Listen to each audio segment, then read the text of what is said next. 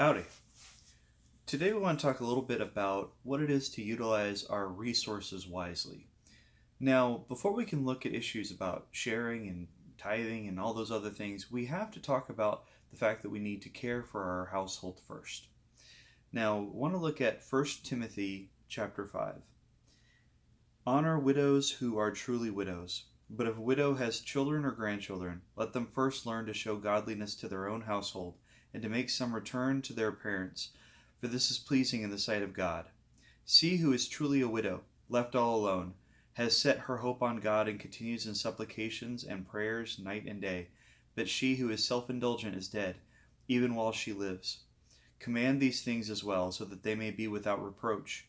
But if anyone does not provide for his relatives, and especially for members of his household, he has denied the faith and is worse than an unbeliever. So, oftentimes, there's this false dichotomy between the idea of caring for our household and sharing with others. Now, the idea here is not to, not to end up harming your family or your loved ones by not providing for them, or your own home, the fact that you have a place to live.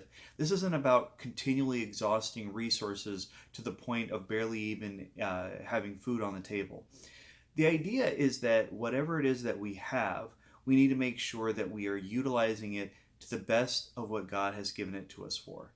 So when we realize that we have family, we have close friends, we have people, we have ourselves that we need to make sure that we have clothed and fed, and that we make sure that all these things are cared for. This is good. This is godly. This is righteous. This is not something where you end up buying clothing for your baby and then you feel bad that you didn't give somebody a burrito on the side of the road. That's not how this works. The idea is that everything that we have is meant to be a blessing that's utilized for specific purposes that God intended. Now, if we're utilizing them in ways that we feel is good and right, and we feel that God is utilizing those gifts in very appropriate ways, then great. There is nothing that we need to feel bad for.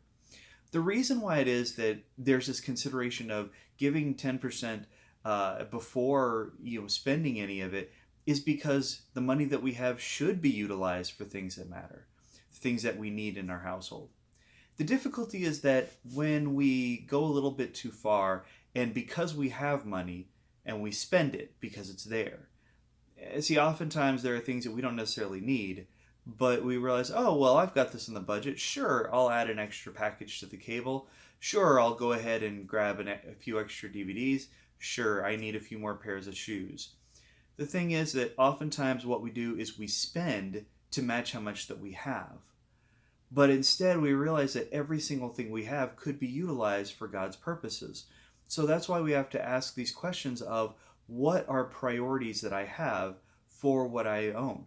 The money, the time, the energy, the resources. And that's why it is that what we were saying before is not a question of how much belongs to God. Everything belongs to God.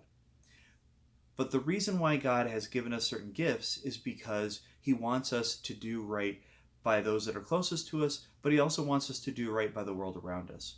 And tomorrow we're going to look a little bit at what it is to see those resources as a blessing instead of constantly seeing what we're lacking.